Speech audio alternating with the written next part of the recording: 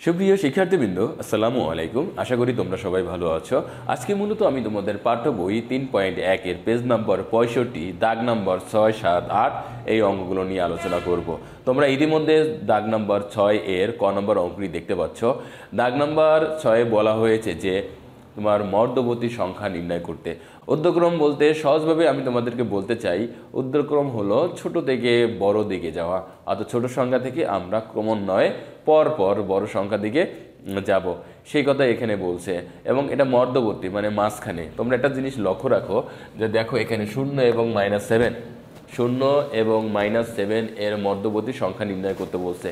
তাহলে 0 এবং -7 এর মধ্যবর্তী সংখ্যা কি আমরা একটু সংখ্যা রেখায় যদি দেখে আসি। আমি গত ক্লাসে তোমাদের সাথে আলোচনা করেছিলাম যে সংখ্যা রেখা নিয়ে বিস্তারিত। তো তোমরা যারা আমার এই ভিডিওতে নতুন, তোমরা পূর্বের যে ভিডিওটি আছে সেটি দেখে নিলে অনেকটাই ক্লিয়ার হয়ে যাবে। তো দেখো এখানে আমি যদি সংখ্যা রেখা অঙ্কন করি, এখানে যদি আমি 0 নেই, 0 এবং -7, আমরা জানি মাইনাস মানে কোন দিকে যাবে, আমরা জানি মাইনাস মানে বাম দিকে যাবে। যদি বাম দিকে যায় তাহলে এখানে কি হবে, -1, -2, -3, -4, -5, -6 আর -7। এখন বলছে 0 এবং -7 এর মধ্যবর্তী সংখ্যা। তাহলে এটা হলো 0 এবং এটা হলো -7। তাহলে 0 এবং -7 এর মধ্যবর্তী সংখ্যা আছে -6, -5, -4, -3, -2, -1। এইগুলো তাহলে আমরা পেয়ে গেলাম মধ্যবর্তী সংখ্যা, কিন্তু কত তো সেটা না। তোমাকে মধ্যবর্তী সংখ্যাগুলো বের করে সেটা আবার কি করতে হবে, ঊর্ধ্বক্রম অনুসারে সাজাতে হবে, তাই না? তো ঊর্ধ্বক্রম অনুসারে সাজালে মানে ছোট থেকে বড় দিক। আমি গতকাল বলেছিলাম যে কোনো সংখ্যা যত বড় হবে, অর্থাৎ মাইনাস যুক্ত কোনো সংখ্যা যত বড় হবে ওই সংখ্যাটা ততই ছোট হবে। তো এখানে দেখো -6, -7, -5, -4, -3, -2, -1 এই যে সংখ্যাগুলো আছে এর থেকে সবচেয়ে ছোট সংখ্যা হলো -6, আর সবচেয়ে বড় সংখ্যা হলো -1। কারণ ঋণাত্মক সংখ্যার ভিতরে সবচেয়ে বড় সংখ্যা হলো -1, তারপর হলো -2, -3, মানে যত এদিকে যাবে ওই সংখ্যাটা তত ছোট, যত এদিকে যাবে ওই সংখ্যাটা তত বড়। তাহলে আমি সিম্পলি একটা এরকম দেখাতে পারি যে -6 এর থেকে বড় কোনটা, -6 এর থেকে বড় -5, এর থেকে বড় কত -4, এর থেকে বড় কোনটা, এর থেকে বড় হলো -3, তারপর -2, এরপর -1। তাহলে এইটা দেখলাম আমরা এই যে বড় আকারের। তো আমরা এখানে দেখতে পাচ্ছি এটাকে ঊর্ধ্বক্রম অনুসারে আমরা সাজিয়েছি। কি আকারে সাজিয়েছি, ঊর্ধ্বক্রম অনুসারে সাজিয়েছি। এখন এভাবে আমরা লিখবো যে ঊর্ধ্বক্রম অনুসারে সাজিয়ে, ঊর্ধ্বক্রম অনুসারে সাজিয়ে, তার মানে এখানে আমরা বরাবর এরকম -6, -5, -4, -3, -2, -1, এটা হলো ঊর্ধ্বক্রম অনুসারে সাজিয়ে। তার মানে তোমরা প্রথমে এই মধ্যবর্তী সংখ্যাগুলো এরকমভাবে দেখাবা, কোনটা থেকে কোনটা বড় এটা দেখাবা, দেখানোর পর এরকমভাবে লিখে দেবা যে ঊর্ধ্বক্রম অনুসারে সাজিয়ে, এইভাবে সিরিয়াল অনুযায়ী লিখে দিলে তোমার কিন্তু এই অঙ্কটা সমাধান হয়ে যাবে। এরপর দেখো খ নম্বর অঙ্কটি বলছে 4 এবং 4 এর মধ্যবর্তী সংখ্যা। তার মানে এদিকে যদি আমি একটু যাই 1, 2, 3, 4, তাহলে 1, 2, 3, 4। এখানে কি বলছে যে -4 কোনটা, এই যে -4। আর কি বলছে 4, এই যে হলো 4। এর মধ্যবর্তী সংখ্যা কত, এর মধ্যবর্তী সংখ্যা হলো এই যে এই সংখ্যাগুলো এর মধ্যবর্তী সংখ্যা, তাই না? এই সংখ্যা যদি এর মধ্যবর্তী সংখ্যা হয় তাহলে আমরা লিখতে পারি ওই যে বড় থেকে ছোট।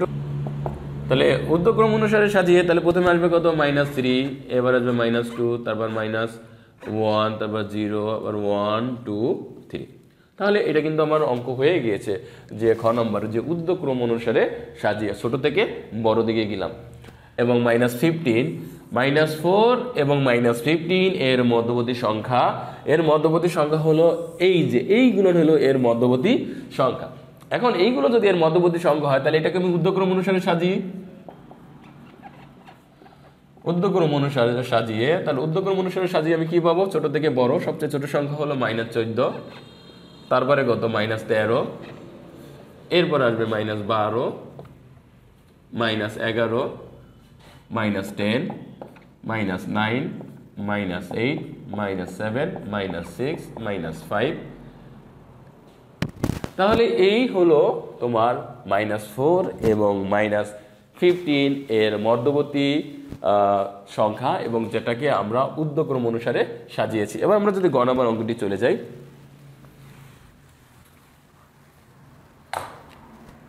যে 30 এবং 27-এর মধ্যবর্তী সংখ্যাগুলো কোনগুলো, যেমন 29, 28, 27, হ্যাঁ, 26, 25, হ্যাঁ, 24, 23, তাই না?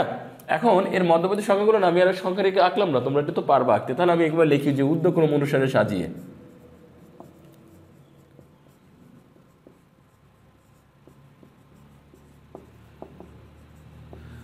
তাহলে ঊর্ধ্বক্রম অনুসারে যদি তুমি সাজাও, তাহলে ঊর্ধ্বক্রম অনুসারে সাজালে কি হবে?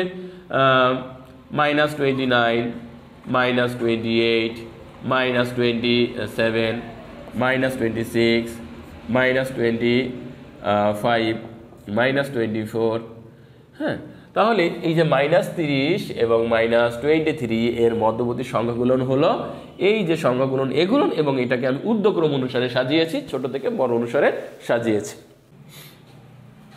এখানে বলা হয়েছে যে -20 হতে বড় 4টি ঋণাত্মক পূর্ণ সংখ্যা, -20 হতে বড় 4টি ঋণাত্মক সংখ্যা। তো আমরা কি লিখব যে -20 হতে বড় 4টি সংখ্যা সমান কত লিখতে পারি? -20 হতে বড় 4টি সংখ্যা -20 হতে বড়, আমরা জানি মাইনাস যত বড় হয় ওই সংখ্যাটা তত ছোট হয়। তো এখানে তাহলে এই -20 হতে বড় অবশ্যই এই যে বড় সংখ্যাগুলো সেটা 21, 22, 23, 24, 25 এগুলো হবে না, অবশ্যই এর থেকে কম যেতে হবে, কারণ কম হইলেই তো বড় হয়। তো আমি এখানে কি লিখবো যে তাহলে -19, তারপর কি লিখবো -18, -17 এবং -16। তাহলে এটা হলো -20 হতে বড় 4টি পূর্ণ সংখ্যা। -10 হতে ছোট সংখ্যা পাওয়ার সবচেয়ে সহজ উপায় হলো এইখানে যে সংখ্যাটা আছে তার উপরের দিকে যেতে হবে। তার মানে কত?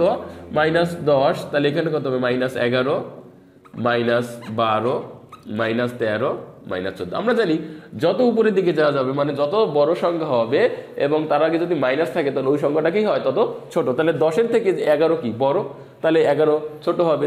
আবার 10-এর থেকে কি 12 বড়, মানে -12, তার মানে 10-এর থেকে -12 ছোট। আবার 10-এর থেকে -14, সেই 14 কি 10-এর থেকে বড়, যেটা মাইনাস যত বড় হবে ওই সংখ্যাটা কি হবে? তত ছোট হবে। আমরা কিন্তু ওইভাবেই লিখে যাব। তাহলে -10 হতে ছোট সংখ্যা হলো -11, -12, -13, -14। তো গ নাম্বার বলছে যে -10 এবং -5 এর মধ্যবর্তী সংখ্যাটা নির্ণয় করার জন্য। এখন এই মধ্যবর্তী সংখ্যা দেখো আমরা যদি এটা সংখ্যা রেখে অঙ্কন করি, তো এখানে যদি -10 হয় তাহলে এটা কত? -9, এটা কত? -8, এটা -7, এটা -6, এটা মাইনাস কত? 5, এটা -4, ঠিক আছে। এখন আমাকে বলছিল যে -10 এবং -5 এর মধ্যবর্তী সংখ্যা, তাহলে -10 এবং -5 এর মধ্যবর্তী সংখ্যা কোনটা? এই যে মধ্যবর্তী সংখ্যা হলো -6, -7, -8, -9, এগুলো হলো মধ্যবর্তী সংখ্যা। তাহলে লিখবো যে -10 ও -5 এর মধ্যবর্তী সংখ্যা। -10 ও -3 এর মধ্যবর্তী সংখ্যা হবে -9, -8, -7, -6। তাহলে এটা হলো এর মধ্যবর্তী সংখ্যা।